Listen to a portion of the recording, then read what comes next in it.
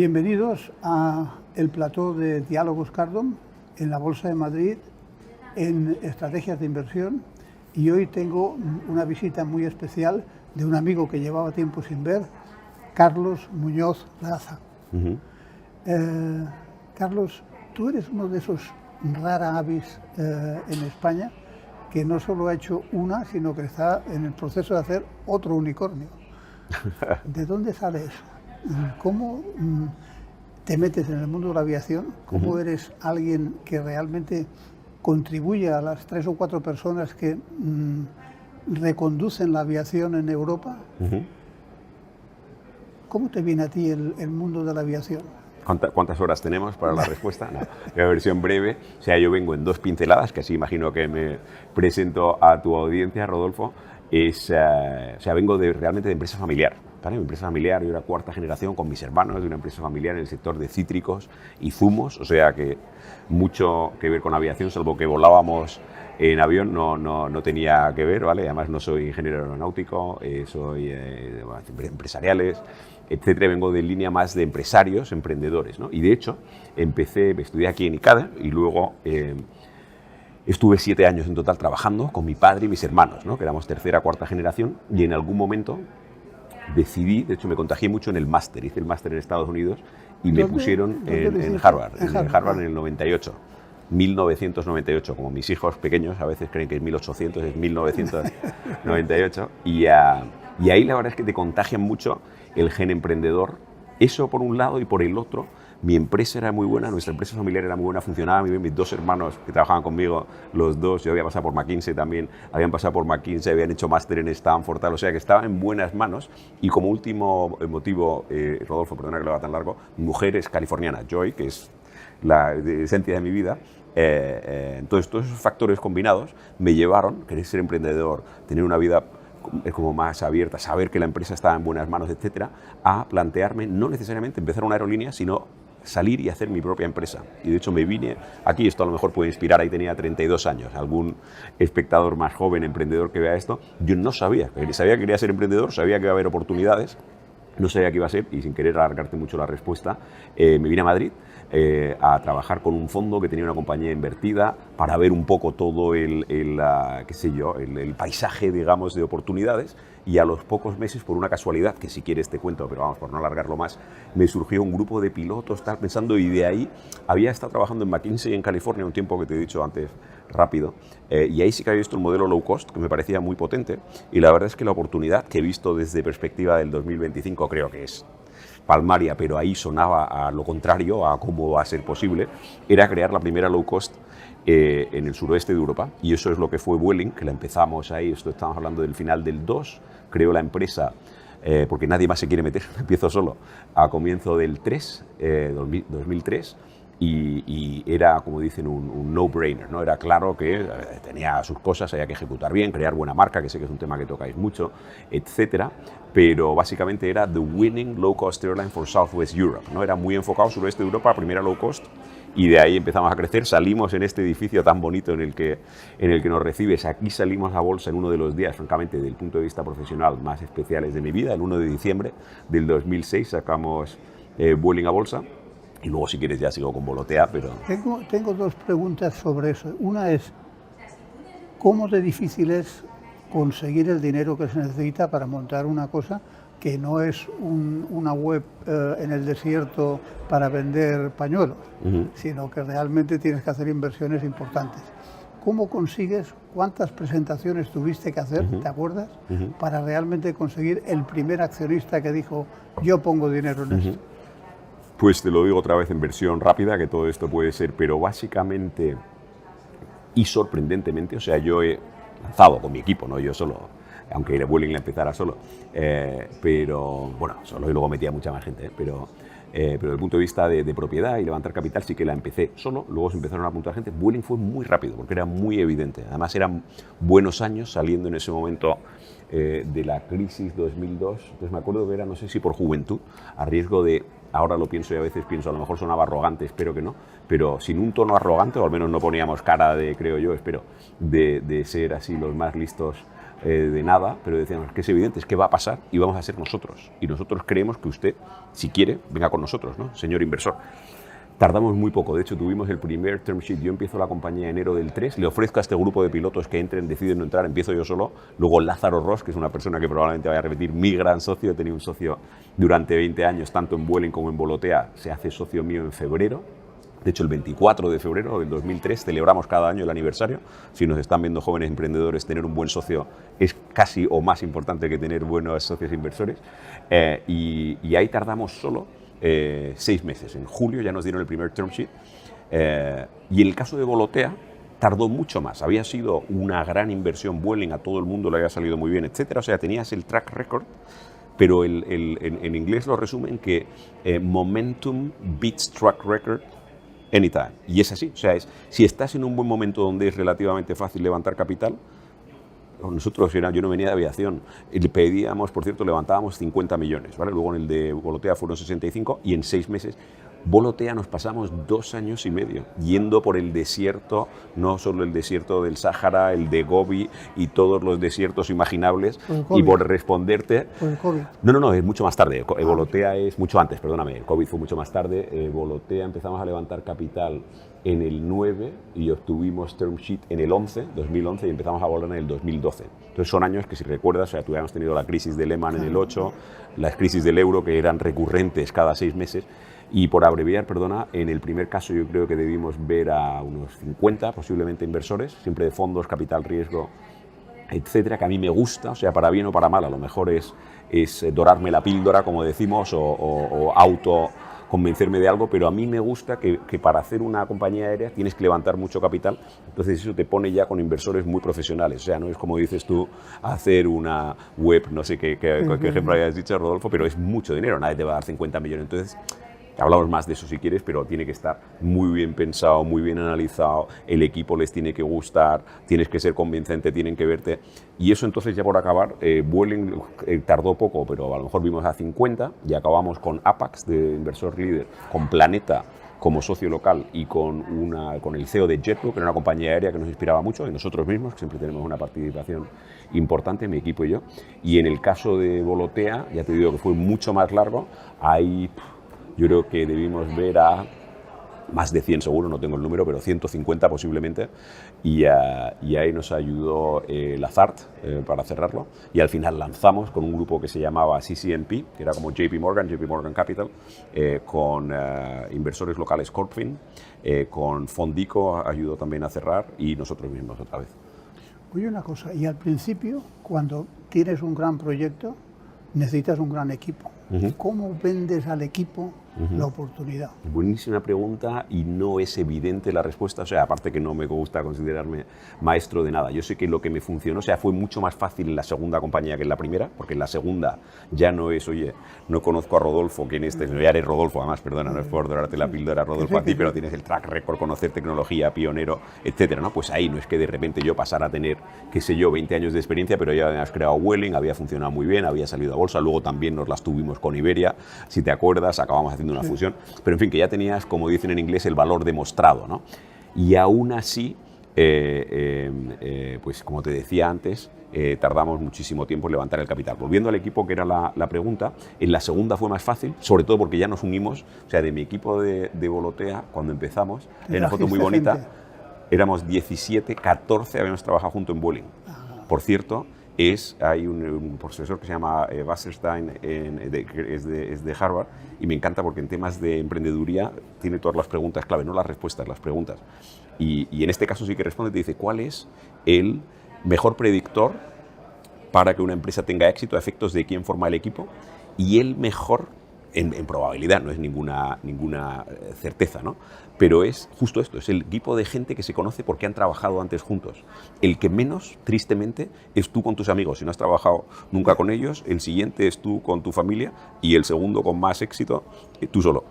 Pero el mejor es gente, yo tuve la suerte en Volotea, y de hecho Volotea, por todo, porque es una estrategia como menos evidente, menos fácil, era muy bueno que fuéramos un equipo que nos conociéramos ya cohesionados, etcétera. Volviendo a la pregunta, en Vueling me costó más, y en Vueling íbamos entrevistando, conociendo gente, con un lado también que se utiliza mucho la palabra ahora, ¿no? De serendipia, ¿no? Que un inversor te envía a uno u otro. Y por no alargar más la respuesta, Rodolfo, perdona, pero sí que cogimos mucho talento, que de hecho se lo recomiendo siempre a emprendedores jóvenes de edad, también lo digo de espíritu, pero coger a gente prejubilada. Yo cogía 2 pilares, tenía un equipo muy bueno, no quiero dejar a los demás fuera, pero 2 que fueron pilares clave eran 2 prejubilados de Iberia. Y entonces que tenían, qué sé yo, 50 y muchos en algún momento, 60 y pocos, claro, te traían una experiencia, un savoir-faire, digamos, ahí muy fuerte. Luego alguien de Europa, alguien de EasyJet, otros de no industria, y le sueles atraer. Yo además no pago durante la fase de Capital Raise, ni me pago yo, ni le pago a nadie. Entonces es importante, ¿no? Y encima tienes que invertir luego. Yo creo que la gente comparte el proyecto cuando se lo cuentas y es una decisión, o sea, te alinea por carácter de gente también. Are you in? Are you out? ¿Te gusta esta visión? ¿Tiene riesgos como a lo mejor los aventureros en la... Y en un equipo de ese estilo, ¿quiénes son los más importantes desde el punto de vista del modelo de negocio? El financiero, porque hay que invertir mucho, el comercial, porque tiene que crear un marketing completamente rompedor, el de desarrollo de negocios. O sea, ¿cuáles son las claves de una empresa, o sea, un equipo bueno, pero dónde tienes que tener gente que sea muy, muy buena en cada puesto? A mí me saldría que todos, ¿vale? Evidentemente, primero, además de verdad, no digo, es un equipo, se hace, todos sus miembros tienen que estar, alineados haciéndole. Si me preguntas así, que es un poco, voy a decir, la espada contra la pared, pero si me dices, no, tienes que decirme solo muy poquitos, como dices tú bien, aparte del propio CEO fundador o cofundadores, en este caso Lázaro, director general generalista conmigo, ¿no? Los generalistas, sea uno, sean 2, yo he tenido la suerte que otra vez te digo que al comienzo empecé Vueling, Lázaro enseguida y luego Volotea también con Lázaro, ¿vale? Los 2 éramos generalistas.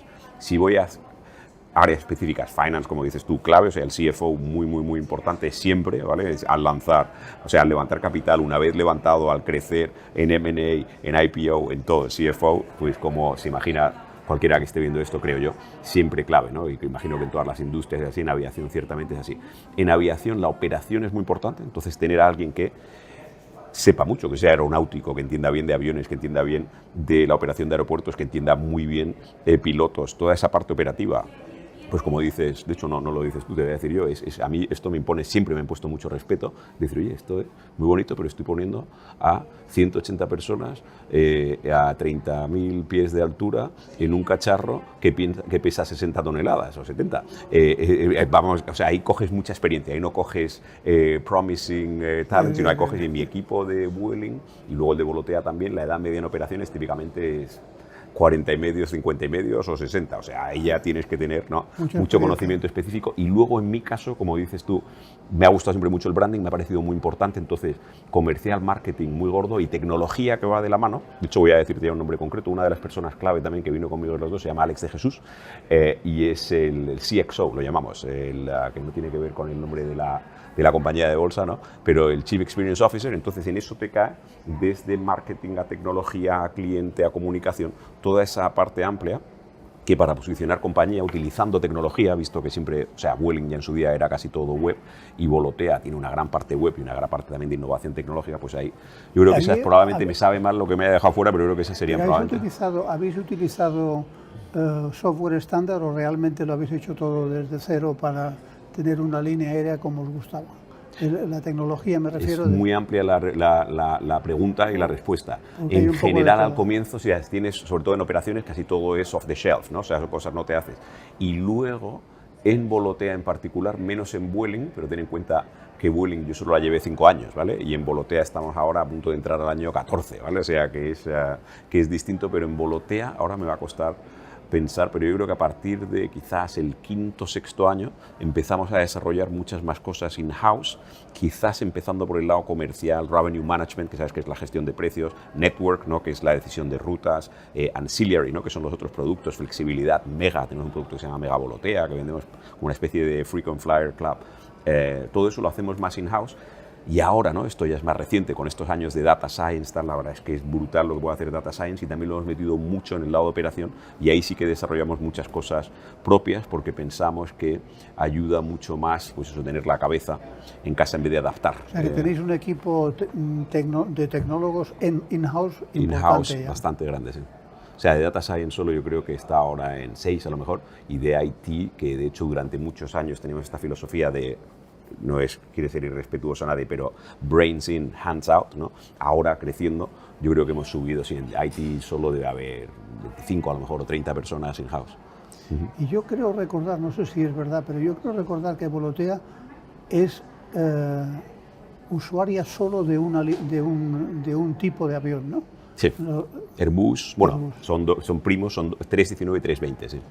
pero Sí. son de Airbus. Son de Airbus, sí. O sea, no tenéis Y Boeing. Vueling también era 320, Vueling era Airbus 320, perdona, y Volotea al comienzo, así al que le guste más la aviación, empezó, Rodolfo, sin querer enrollarme mucho, perdona, pero nuestra estrategia era, como te digo, de ciudades más pequeñas, que quiere decir rutas más pequeñas, y lógicamente empezamos con avión más pequeño. Empezamos con un Boeing 717, que no es muy conocido, tenía 125 plazas. Pasados 5 años ya madurando rutas y mercado, pasamos al 319, que tiene 156, y luego con el COVID en el 20 pasamos ya al 320 con 180 plazas, o sea que ha sido una evolución en el tiempo, y Airbus en cualquier caso todo ahora, sí, los Boeings los sacamos con el COVID también. Hay una cosa que me llama mucho la atención en el mundo ese que no lo conozco, o sea que puedo hacer alguna pregunta que sea No te preocupes. un poco estúpida. Sí. ¿No? ¿Cómo se maneja la logística? Porque la logística tiene que ser complejísima, o sea, no solo la de los aviones, sino la de todos los suministros, de la gente que tiene que llevar el catering, de la gente. O sea, ¿eso tenéis una aplicación informática específica que se ha hecho para eso? ¿O son varias? Son varias. Son varias, algunas estamos desarrollando, o sea, básicamente, no quiero sobresimplificarlo porque además sería injusto para mi super equipo, pero esencialmente es toda la parte, bueno, sí, el avión, evidentemente, y todo el mantenimiento que tiene que llegar a ese avión, es la gente, las manos que van a ese avión. Esas son las dos más grandes, ¿vale? Luego ya el catering, esto son cosas, no voy a decir menores, pero no es tan grave. Esas son las dos más grandes, y para gestión de toda la parte de avión sí que hay distintos módulos, la mayoría de ellos creados, que utilizas, la mayoría vienen de empresas grandes, qué sé yo, Lufthansa, por ejemplo, Lufthansa Technik siempre ha tenido herramientas muy buenas, y no creo que no le interesa probablemente a nadie que entraría en mucho más detalle por ese lado.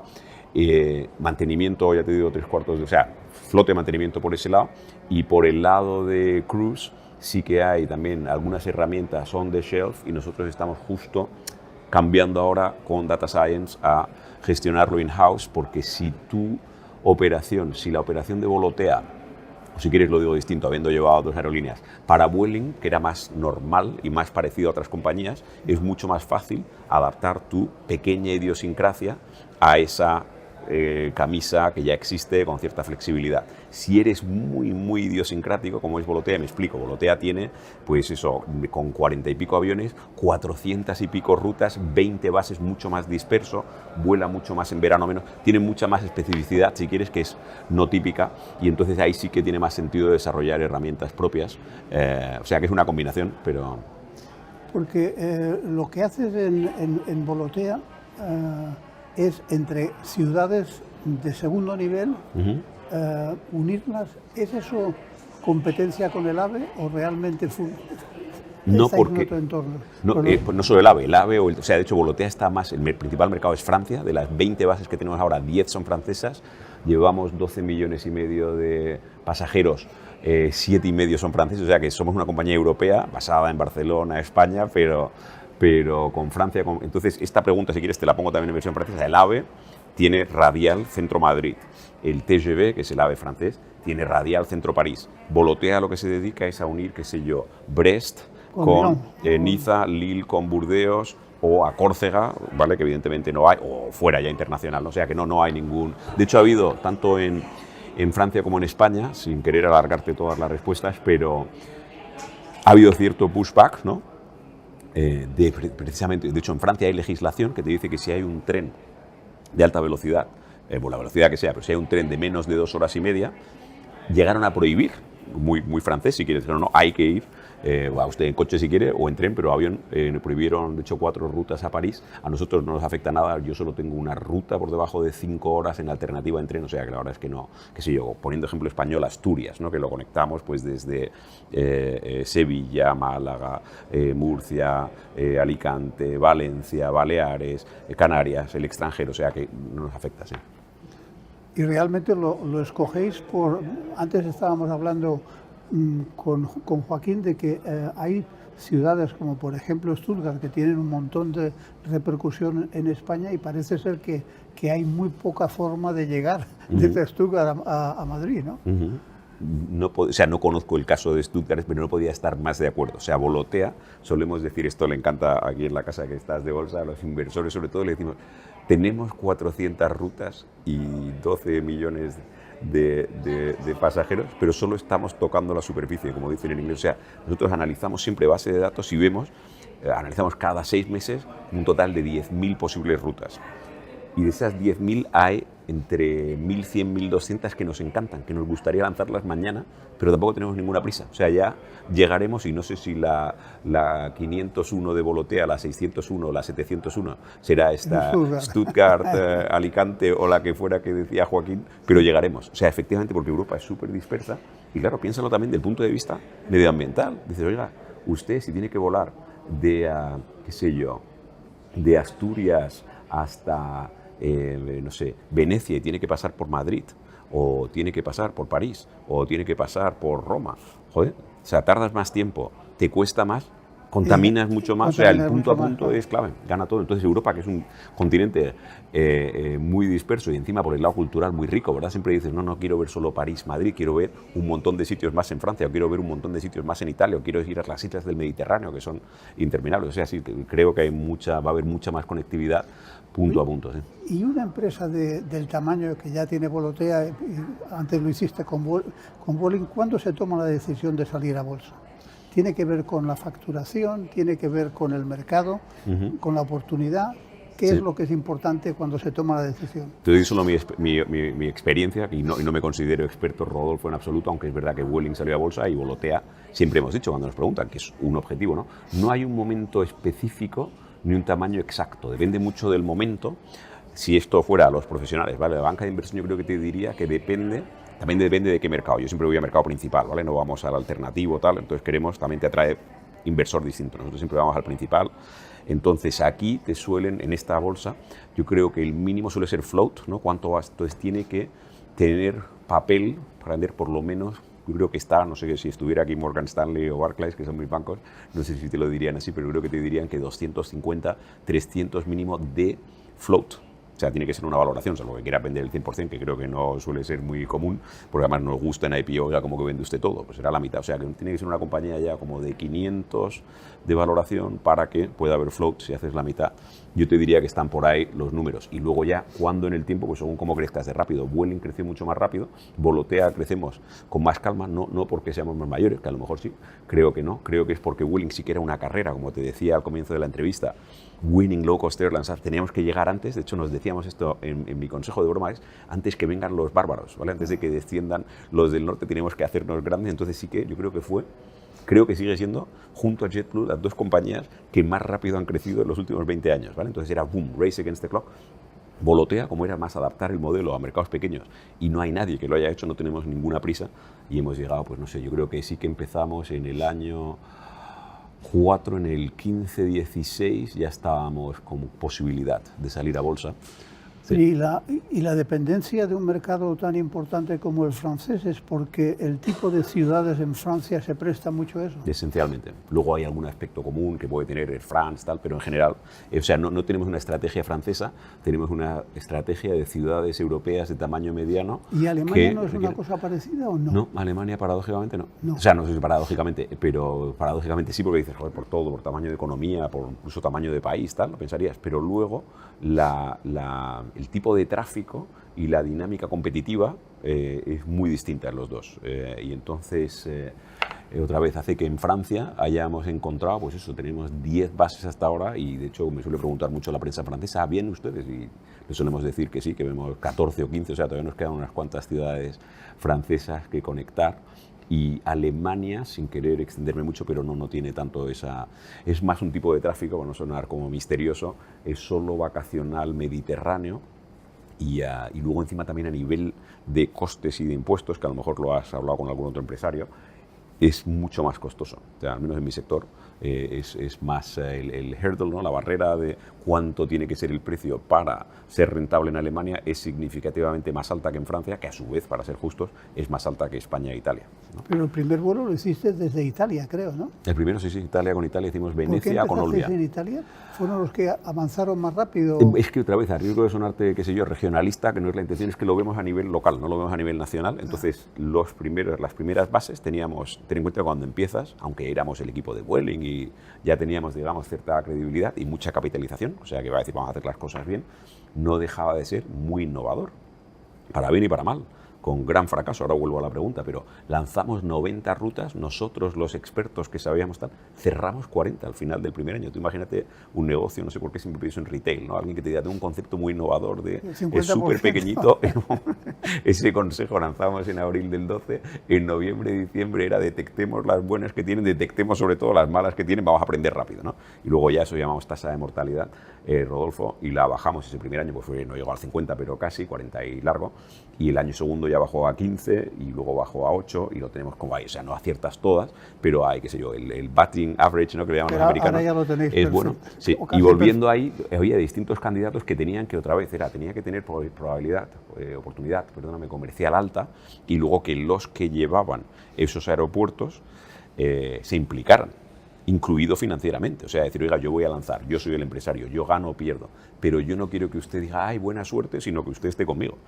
Está incluido incentivo, hay todo un sistema europeo, tiene que ser Sunset. Me estoy enrollando mucho. En Italia empezamos porque SAVE, que es la Sociedad Aeroportuaria Veneciana, fue uno de los que más empujó, entonces empezamos desde Venecia y hacia Cerdeña, hacia Olbia, Costa Esmeralda, tal, ¿no? Era como Cymboling, etcétera, y luego Palermo, que también abrimos base luego en Palermo, en Sicilia. Y eso fue abril del 12 y luego junio del 12, o sea, ese primer año lanzamos en Nantes ya, que es también de un grupo grande que a lo mejor te suena, que se llama Vinci, ¿no? Que es operador de aeropuertos e infraestructuras, y los dos francamente fueron los más creyentes. Me da mucho gusto decirte que los más creyentes iniciales, los que te apoyan, no sé si pasa en tecnología también, claro, luego tienen un retorno más fuerte. O sea, hoy Nantes hacemos 2 millones de asientos, el aeropuerto ha pasado de 3,5 a 7,5, ¿vale? Y Volotea le mete ahí pues la mitad de ese crecimiento, ¿no? Entonces, y en Venecia 3/4 de lo mismo. Venecia, de hecho, Venecia menos, Venecia-Verona son los dos, ¿sabe? O sea, que ahora Verona tenéis mucho más sencillo el venderlo en cualquier Total. ciudad. O sea, ahora, de hecho, mi equipo, a riesgo de sonar pretencioso, que pido disculpas si es así, porque somos una compañía mediana y compañías mucho más grandes, empezando por Iberia o nuestra antigua compañía Vueling, o evidentemente Ryanair o qué sé yo, Air France, ¿no? Muchas compañías, pero la compañía, hay una cosa que se llama Connect, que es 2 veces al año, que se ven todos los aeropuertos con todas las aerolíneas, bueno, todos con todos, ¿no? Pides, de hecho, ¿no? Y llevamos, no sé si son ahora cuántos años, un montón, siendo la aerolínea más solicitada. No nos pide Barajas o no nos pide Charles de Gaulle, pero todos los aeropuertos regionales de toda Europa saben que la única aerolínea dedicada a ellos, o sea, puede ir Ryanair, puede ir Easy, puede ir Vueling, puede ir quien sea, Air France, pero que dedica su estrategia. Total. Todos mis socios de aeropuertos entienden esto. Ellos saben que Nantes, pues Air France, se puede decir es muy importante, pero va a ser su prioridad 15. Ellos saben que son mi número 1. Los franceses lo llaman raison d'être, ¿no? Razón de ser. Mi razón de ser eres tú. O sea, entonces es ahí muy bueno, sí. Sí, sí. Oye, ¿y cuál es el futuro que te planteas a 3 años? ¿La salida a bolsa o todavía estáis...? Sí, el futuro, francamente, Rodolfo, la salida a bolsa, o sea, yo creo que no sé, Expansión y 5 días y medios así nos han estado preguntando desde hace muchos años y siempre hemos dicho lo mismo, que es que nos parece una salida muy buena y una salida natural a proyectos de emprendedores con private equity, porque el emprendedor quiere seguir haciendo crecer la empresa, que ahora continúa ahí si quieres, y el private equity pues tiene una vocación más limitada en el tiempo, ¿no? Ya no es tanto como antes, que era más rápido. Yo creo que ahora el PI, no sé si estadísticamente es así, mi percepción es que tienen una sin que sea de largo plazo, ya es menos cortoplacista que podía ser antes. Pero el IPO es una salida muy buena y otra vez la hicimos hace un siglo con Vueling y en Volotea empezamos a mirarlo, pues si en Vueling fue a los 2 años y poco, aquí en el 4º o 5º año estaba. Entonces la única cosa que tienes que tener es estar, creo, desde mi experiencia, es IPO ready, ¿vale? Que es tener la casa bien ordenada, que los inversores te conozcan, aunque no estés saliendo todavía, sí que haces mucho De hecho, mucho más ahora que hace 15 o 20 años se hace el Early Investor Education, ¿vale? Que entonces vas viendo gente, aunque no vayas a salir, para que te tengan en el radar, con los fondos grandes, sobre todo de Londres y de Nueva York y Boston, ¿no? Entonces, los grandes te conocen para que cuando salgas, los institucionales, ¿vale? Qué sé yo, quiero estar Putnam o Park Capital o Fidelity, este tipo de gente te conoce para que ya no sea la primera vez, oiga, soy Rodolfo y estoy lanzando esto, sino, hombre, Rodolfo, que le he visto el año pasado, el anterior, a nosotros nos tienen ya muy vistos, pero ahí depende de que se abra el mercado, o sea, no se va a abrir el mercado por Volotea. Volotea necesita que el mercado de IPOs, ahora tenemos en 2 semanas, no sé cuándo sale esta entrevista, pero está la de Hotel Beds, ¿no? Que va a salir el 12 de febrero, sería una buena cosa si sale para que se vaya animando otra vez el mercado hacia IPOs pequeños. Oye, ¿y la base en Barcelona es porque está a mitad de camino entre Italia y Francia? Pues de verdad fue, de la buena, como decíamos de pequeños, doy un paso atrás. De hecho, es lógico que una compañía aérea esté donde va a operar sobre todo, ¿vale? Entonces, por eso, Vueling teníamos, de hecho, que la siguen manteniendo, la oficina al lado del aeropuerto, ¿vale? Porque era tal.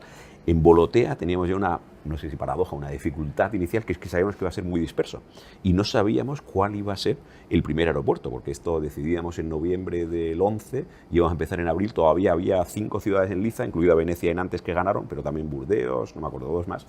Entonces voy a decir, joder, va a ser... Y entonces realmente como lo hicimos, perdona, te decía, es primero país. Vamos a ver, ahí sí que importa. No va a haber ninguna dominante, quiero decir, ¿vale? Va a ser muy disperso, como ha sido el caso, ¿vale? Muchos países, etcétera, o sobre todo España, Francia, Italia, pero disperso. Luego también metimos a Alemania y a Grecia, pero... Y ahí analizamos por país, y España, esto puede ser común o no, o la gente puede estar en desacuerdo, yo creo que somos de lejos el más business friendly, ¿vale? Si lo ves, no es que sea todo perfecto, pero, y no es que todo sea imperfecto en Francia e Italia, pero son países, digamos, más difíciles, a veces con más tasación, con más impuestos, o del lado laboral más difícil, o de administración más intervencionista, aunque nos quejemos mucho en España, me parece que España es más business friendly, no es América, no es... Pero esa fue la primera evaluación. Y luego cuando ya decíamos, joder, pues venga, si España tiene más sentido, y como posibles bases teníamos, de hecho, las que tenemos ahora, Bilbao, Oviedo, y luego había 2 o 3 más que no voy a decir por corrección, ¿vale? Porque no hemos abierto base, pero implicaba que toda la gente que había trabajado, todos nosotros de Vueling, que estábamos ya, decir, joder, nos vamos a trasladar, vamos a poner a, me da igual, Asturias, ¿vale? Me voy a llevar a toda la gente ahí y sé que aunque vaya a ser muy importante, voy a tener un 10% de la operación. Is it worth it? Y luego para volar a sitios, también precisamente en la oportunidad estaba la dificultad, es que no hay mucha conexión para estar ahí, entonces por eso acabamos decidiendo Barcelona y fue una decisión fácil. Un mercado como el americano es absolutamente diferente, o sea, ahí no se puede competir desde Europa, o es algo que se puede pensar en ello. Es un mercado diferente en el sentido de que nosotros somos especialistas, todos los low cost, en corto medio radio, ¿vale? Se llama que son vuelos como hasta 4 horas más o menos, y si te metes en América ya o en Sudamérica es el largo radio, ¿no? Que llamas. Entonces sí que ha habido ahí intentos, de hecho, si te acuerdas de una compañía que se llamaba, o se sigue llamando Norwegian, pero sí que empujó mucho y abrió base de hecho de Barcelona, de Madrid, para competir con todos. Fue demasiado ambiciosa, tuvo que luego recortar toda esa ambición mucho. Y en respuesta, sí, que no lo veis mucho en Madrid, en Barcelona sí, en Barcelona está Level, se llama, que es lo que salió como respuesta a Norwegian y sigue conectando low cost, long haul, y ahí sí que hay una pues que compite eso y va a Boston o Nueva York, producto bastante bueno. Creo que te he dicho al comienzo, mi mujer es californiana, vamos mucho a San Francisco, les cogemos de vez en cuando y está muy bien, la verdad. O sea que tú crees que en el mercado americano se pueden hacer cosas, ¿no? Sí, o sea, es un mercado, el Atlántico Norte se llama eso, entre Europa y tal, y está súper fuerte y hay muchos, y de hecho ahí tienes como compañía líder, lleva por compatriota nuestro, Luis Gallego, que pasó por Vueling, luego creó Iberia Express, luego pone Iberia y BA, entonces Iberia, BA tiene una parte muy fuerte y creo que efectivamente sí hay, o sea, yo creo que hay, no sé si ahora mismo, no soy especialista, me considero especialista en corto medio, en largo, yo creo que Europa tiene un buen peso hacia Norteamérica y Latinoamérica, hacia Asia no, sin embargo, hacia Asia controlan los asiáticos totalmente, también porque los rusos nos han prohibido a los europeos volar por encima, pero los chinos sí que pueden, en fin, ya son... O sea que eso también es un cambio, ¿eh? Sí. Oye, ya para terminar, sí, que sí. no quiero ocuparte más tiempo. Carlos, hay una cosa que me llama la atención en el panorama este de lo que es el tráfico aéreo, ¿no? Una vez ves las estadísticas reales, parece que todo lo que nos cuentan de polución es medio mentira. O sea que la polución que producís los aviones es mucho menos de lo que la gente cree. Ujú. ¿Es así? Sí, es así. También te digo que tengo el otro lado de, aunque sea poco, nos sentimos, no es por decirte nada politically correct, pero es que lo tenemos muy metido, ¿vale? Y además ten en cuenta que Francia es nuestro principal mercado, en Francia hay una legislación más exigente. Pero es como dices tú, o sea, la gente a veces, me acuerdo que vi una encuesta hace un año, no me acuerdo de qué países, pero que decían, ¿cuánto cree usted que contribuye la aviación? El dato real es 3% más o menos de todas las emisiones de CO2 vienen de aviación, y le preguntaban, creo que era Alemania, no estoy seguro, o el norte, y creían que era el 30%. Y dices, joder, qué mal trabajo hacemos, que no conseguimos explicar, que es una parte, que no es que me quiera meter con otra, pero vamos, dentro del transporte, por ejemplo, solo el transporte tiene una parte importante, es muchísimo más el transporte por carretera, que es mucho más fácil de descarbonizar, o el transporte marítimo, que ya no es tan fácil, pero es más fácil que la aviación. Descarbonizar la aviación es mucho más difícil.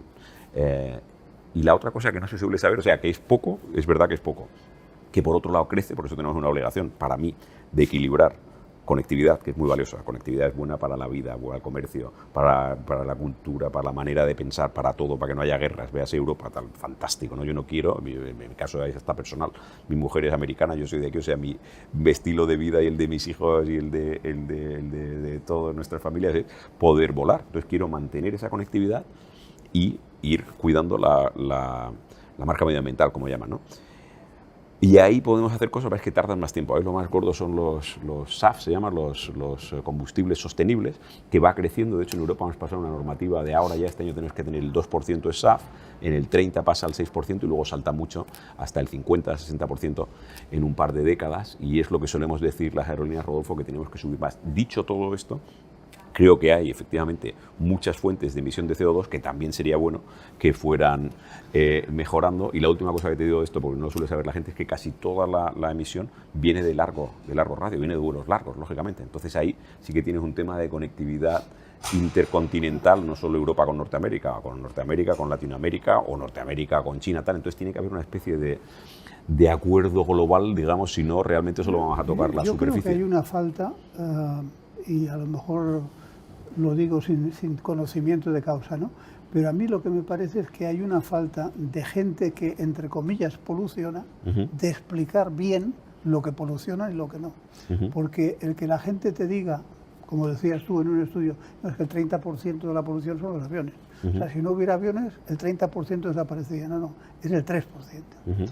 Entonces yo creo que eso es algo que es de toda la industria, o sea, que debían de tener que de hecho se ha hecho en algunas industrias, en seguros y tal, de una asociación que lo que hace es gastar publicidad para explicar a la gente realmente lo que están haciendo, ¿no?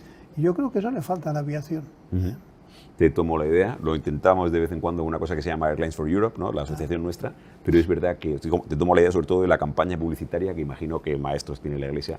Yo no soy experto, pero imagino que a lo mejor piensan que hablar de eso en vez de ayudar a aclarar el dato te pone más, no lo sé, pero es verdad que hay una percepción errónea, ¿no? Y de hecho hay gente, te digo, hasta hijos, no nuestra generación, pero hijos de amigos míos que te dicen, no, yo mi parte responsable es volar menos. Y dices, joder, pues me da un poco de pena, primero porque realmente solo está moviendo nada, y creo que es que tu vida vaya a ser menos plena sin volar, pero vas a ver menos sitios, vas a conocer menos culturas, vas a tener menos intercambios de todo tipo, si eres una empresa comercial, entonces sería bueno pensar de esa manera, equilibrarlo. Yo creo, por decirte última cosa, yo creo que en Bruselas sí que hemos visto un cambio, ¿vale? Estábamos con la agenda verde, que creo que sigue, para ser claro, el Green Agenda, pero todo el estudio de Draghi te ha subido más a decir, tenemos que hacerlo, pero de una manera eficiente. Mantengamos la competitividad, porque si no, como continente, tenemos el riesgo de pesar cada vez menos, ¿no? A nivel PIB y a nivel de relevancia política, creo que está ese equilibrio. Y como todo en la vida, creo, si vas viendo la historia, habrá momentos más para un lado o para otro, y espero que sigamos avanzando. Carlos, ¿qué le dirías a un hijo tuyo de 30 años que acaba de terminar la carrera y dice que quiere emprender? Qué bueno. Mira, ayer, de hecho, te voy a decir exactamente, ayer tengo 2 hijos de 17, hijo e hija, y luego más pequeños, ¿vale? Empecé tarde, ¿no? Y me dieron, tuve la suerte, me dieron ICADE, premio por el mejor proyecto, que se lo dieron a varios alumni y tal, muy bonito. Entonces sí que les dije, literalmente, estaba pensando en mis hijos y le voy a emprender. Y pensé en mi padre, que fue como mi gran inspiración, y le decía, mira, creo que tienes varias características que tiene tu abuelo, que sirven para emprender y son clave. Y es, primero, ser valiente, ¿vale? Y no voy a hablar en general de emprendimiento, es esta frase de emprendimiento que la podría haber firmado mi padre, que es: ¿qué podrías hacer si supieras que no vas a fracasar?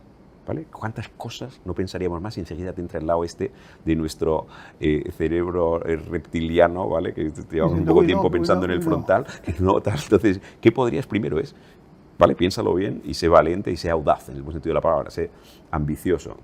Luego, personalmente, creo que también, voy a centrarlo más en emprendedores si quieres. Yo creo que desde luego implicarte, o sea, no solo pensarlo tal, sino empezar a hacerlo, es muy importante por tu propio ejemplo, empezar a andar, ¿no? Ejecutar absolutamente clave. Y yo creo que a tu pregunta de hace un rato, Rodolfo, de cómo atraes a la gente, siempre lo primero que pensaba es: tengo que predicar yo con el ejemplo. Entonces yo dejé mi trabajo para empezar esto, ¿vale? ¿Te acuerdas que estaba en el fondo tal? Entonces yo creo, yo lo hago, es casi el primer consejo que le doy a emprendedores, que ahora un poco menos porque estoy muy liado, pero durante muchos años veía emprendedores, y ahora sigo viendo de vez en cuando, pero menos, y les suelo decir yo lo primero: que esta es una idea o lo estás haciendo, ¿qué te falta para hacerlo? Porque si te lo crees mucho y yo soy inversor y te tengo que dar X, lo primero es no qué dices, sino qué haces, ¿no? Entonces, dar el ejemplo. Y luego otro valor que en mi caso, de nuevo, creo que he tenido la suerte de verlo de mi padre, es el lado de perseverar, es clave.